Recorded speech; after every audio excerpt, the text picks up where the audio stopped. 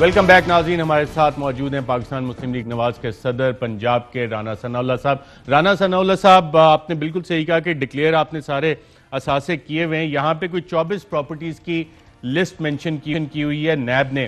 اس میں ایک establishment of messrs RSK private limited, یہ آپ نے ڈکلیئر کیے ہوئے ہیں اثاثوں میں۔ رینوویشن، اچھا ایک ساتھ وہ رینوویشن بھی کیا آپ نے کوئی گھر کی 12C سمن آباد فیصل آباد، پھر 2 عدد فارم ہاؤسز ہیں برکی روڈ لاہور کے، یہ آپ نے ڈکلیئر کیے ہوئے اپنے اثاثہ جات میں؟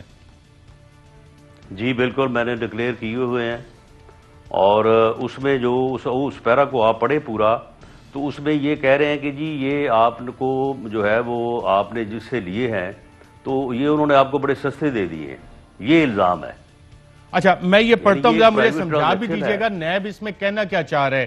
یہ غالباً پیراگراف 7 ہے جس میں یہ کہہ رہے ہیں کہ جی فارم ہاؤسز جو تھے وہ 8 ملین کا ایک فارم ہاؤس ہے، اور 10 سے 12 ملین اس میں ڈیولپمنٹ چارجز سے 18 ملین ٹوٹل بنتی تھی قیمت۔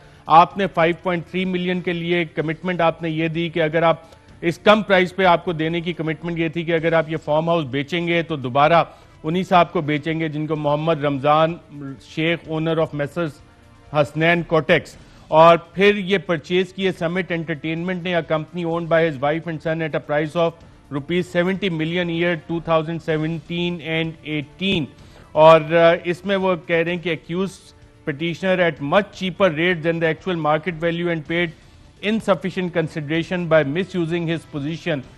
یہ پرائیویٹ ٹرانزیکشن ہے، پہلے تو مجھے یہ بتا دیں، اور پرائیویٹ ٹرانزیکشن میں مس یوز آف آفیشیل پوزیشن کدھر سے آ رہا ہے، اور یہ سمٹ انٹرٹینمنٹ کس کی ہے جس نے یہ 70 ملین کا پھر لیا، یہ 5 ملین 18 ملین، یہ گھٹالا کیا ہے سارا اس میں نیب نے منشن کیا؟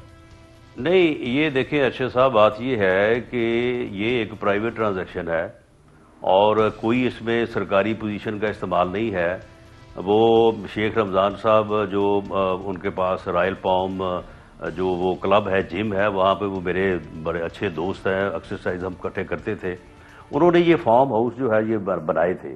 انہوں نے مجھے کہا کہ جی اگر آپ گھر بنائیں تو میں آپ کو جو ہے وہ اوریجنل کاسٹ کے اوپر دے دیتا ہوں۔ میں نے کہا جی ٹھیک ہے دے دیں۔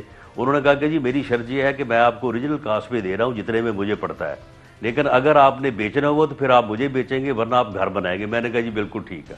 وہ انہوں نے مجھے دے دیا جو ان کی اوریجنل کاسٹ تھی 5 یا 6 ملین۔ وہ ویسے انہوں نے مارکیٹ میں ہو سکتا 8 کا بیچا ہو، 7 کا بیچا ہو، یہ میرے علم میں نہیں ہے۔ اب اس کے بعد وہاں پہ فیز 7 جو ہے وہ ڈیفنس کا، وہ جو ہے وہاں پہ ڈیولپ ہو گیا۔ اس کے ڈیولپ ہونے سے یہ جو جگہ ہے اس کی قیمت جو ہے وہ کوئی 4 5 6 گنا بڑھ گئی۔ تو اس وقت مجھے پھر یہ خیال آیا، میں نے کہا کہ میں نے اتنی مہنگی چیز میں جگہ پہ گھر کیا بنانا ہے، تو میں نے پھر ان کو شیخ صاحب کو کہا کہ جی میں تو اس کو سیل کرنا چاہتا ہوں، تو آپ اس میں جو آپ اس کی موجودہ ویلیو کے مطابق جتنا کٹ لگانا چاہتے ہیں کٹ لگا لیں، اور باقی پیسے جو ہے مجھے دے دیں، میں اس کو سیل کرنا چاہتا ہوں۔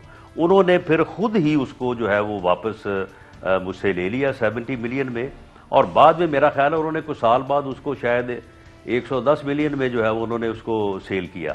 اب یہ ایک پرائیویٹ ٹرانزیکشن ہے، کوئی آدمی مجھے جو ہے وہ چیز اپنی ریئل کاسٹ پہ دے دے یا منافع پہ دے دے یا مجھ سے منافع پہ لے لے، اس میں مجھے یہ بتائیں کہ اس میں گورنمنٹ لاس کیا ہے یا اس میں پوزیشن کا استعمال کیا ہے؟ بالکل ٹھیک ہے۔ 2-3 اور بھی جو دکانوں کے حوالے سے چیزیں مینشن ہیں، بسم اللہ ہاؤسنگ سوسائٹی ہے، وہاں بھی یہی رسیدوں کا مسئلہ ہے کہ جی چیزیں سستی خریدی ہیں، ڈکلیئر اس کی ایکچول مارکیٹ ویلیو زیادہ ہے، کوئی قیمتیں کم ظاہر کی گئی ہیں۔ نہیں دیکھیں ارشد شریف صاحب، آپ ایک پراپرٹی خریدتے ہیں، اس پراپرٹی کا ایک ٹائٹل ڈاکومنٹ اس کی رجسٹری ہوتی ہے، آپ نے اس رجسٹری کو ہی ڈکلیئر کرنا ہے نا۔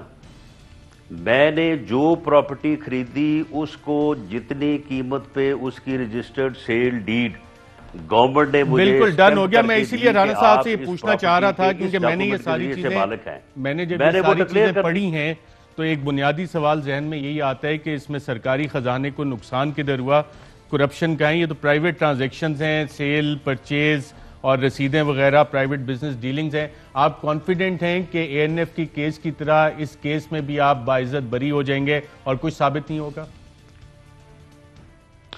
دیکھیں اس میں نہ صرف باعزت بری ہو جاؤں گا، بلکہ میں سمجھتا ہوں کہ یہ میرے اوپر یہ کیس بنا رہے ہیں تو اس کے بعد تو پھر کوئی بندہ بچتا نہیں ہے. آپ مجھے بتائیں کہ یہ بنی گالا جو ہے یہ جتنے میں انہوں نے ڈکلیئر کیا ہے یہ اتنے کا ہے.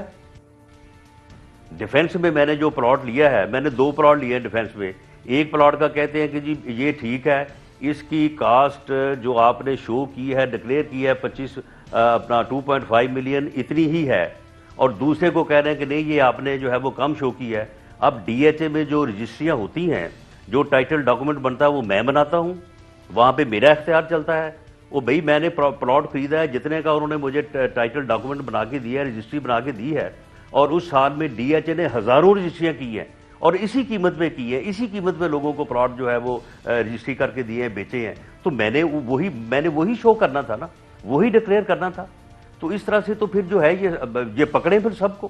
رانا ثناء اللہ صاحب, آپ کے حوالے سے اتنی محنت کیوں ہو رہی ہے؟ پہلے اے این ایف میں محنت ہو رہی تھی, اب یہ نیب میں اس طرح سے محنت ہو رہی ہے, تو یہ محنت کچھ انہیں بتائیں کہ صحیح طرح سے کر لیں, یہ والے کیسز اس طرح سے بنتے ہیں؟ یہ محنت جو ہے یہ پہلے میرے خلاف یہ محنت ہوتی رہی. جب اس محنت سے کچھ حاصل نہ ہوا تو پھر ڈرگز جو ہے وہ میرے اوپر ڈالے گئی.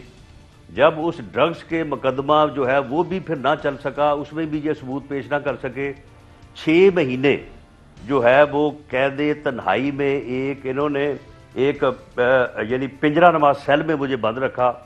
6 مہینے بعد 24 دسمبر کو میری ضمانت ہوئی ہائی کورٹ سے, 25 کو چھٹی تھی, 26 کو میں باہر آیا ہوں, 27 کو جناب نیب والے کھڑے تھے. اب نیب والے جو ہیں یہ 10 مہینے میری جو ہے یہ سارا جمع تفریق کرتے رہے ہیں.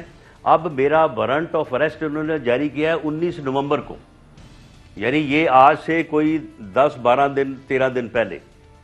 تو اب یہ آپ دیکھ لیں کہ اس آپ کے تو اریسٹ وارنٹ ہو رہے ہیں. میں اگر آپ کو یہ بتاؤں کہ کون سی ضرورت تھی. حفیظ شیخ صاحب جو ایڈوائزر ہیں پرائم منسٹر کے آن اکانومی, انہیں نیب بار بار نوٹس دے رہا ہے اور وہ پیش ہی نہیں ہو رہے, اور معاملہ اس حوالے سے ہے 11.125 ملین ڈالرز کا, جو کہ کیئر پروجیکٹ کو دیے گئے میسرز ایجیلیٹی PWC کو, اور پہلے ان کو 28 اکتوبر کو بلایا تھا, پھر 1 دسمبر کو بلایا تھا.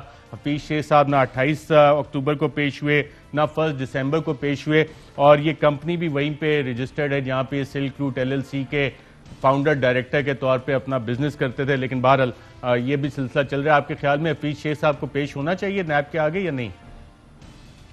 جی بالکل پیش ہونا چاہیے, لیکن دیکھیں نیب جو ہے, نیب تو اس وقت ایک پولیٹیکل انجینئرنگ کا جو ہے وہ یعنی ادارہ بن چکا ہے, اور یہ اب PDM کی تحریک جو ہے اس کو یہ مینیج کر رہا ہے. اب یہ 19 نومبر کو میرے جو انہوں نے وارنٹ آف اریسٹ جاری کیے ہیں, اول تو یہ وارنٹ آف اریسٹ جب جاری کرتے ہیں ان کو خفیہ رکھتے ہیں, بتاتے نہیں ہیں, اور اس کے بعد جو ہے وہ پھر عدالت میں سے جب کوئی بیل وغیرہ یا سٹے وغیرہ خارج ہو تو پھر اریسٹ کرتے ہیں. تو میرا یہ وارنٹ انہوں نے ایشو کیا, ساتھ ہی اس کو پبلک کر دیا. تو یہ ساری یہ یعنی ایک دباؤ ہے, ایک پریشر ہے اس موومنٹ کے حوالے سے, میری ان پولیٹیکل ایکٹیویٹیز کے حوالے سے جو میری گورنمنٹ کے خلاف ہے. یہ نیب جو ہے, یہ نیب کوئی احتساب کا ادارہ نہیں ہے, یہ کوئی احتساب نہیں کر رہا. ان کے جو آفیسر جو ہیں وہ ہمارے ساتھ انویسٹیگیشن کرتے رہے. میں نے ان کو خود کہا, میں نے کہا کہ بات سنو, تمہارا ضمیر ہے, تم نے خدا کو جواب دینا ہے. مجھے یہ بتاؤ کہ یہ تم مجھ سے جو حساب کتاب کر رہے ہو, آپ مجھے بتاؤ کہ اس میں کوئی کرپشن, اس میں کوئی جو ہے وہ میل پریکٹس کی بات بنتی ہے. وہ کہتے ہیں کہ جی ہم کیا کریں جی, ہم تو جو ہمیں کہا جا رہا ہے وہ ہم آپ سے جو ہے وہ پوچھ رہے ہیں. تو یہ نیب کا حال ہو چکا ہے. تو یہ کوئی احتساب کا ادارہ نہیں ہے, یہ پولیٹیکل انجینئرنگ ہو رہی ہے, اور گورنمنٹ جو ہے اس کو پوری طرح سے اپنے مخالفین کے خلاف جو ہے ایک ہتھیار کے طور پہ استعمال کر رہی ہے. رانا ثناء اللہ صاحب, بہت شکریہ پروگرام میں شرکت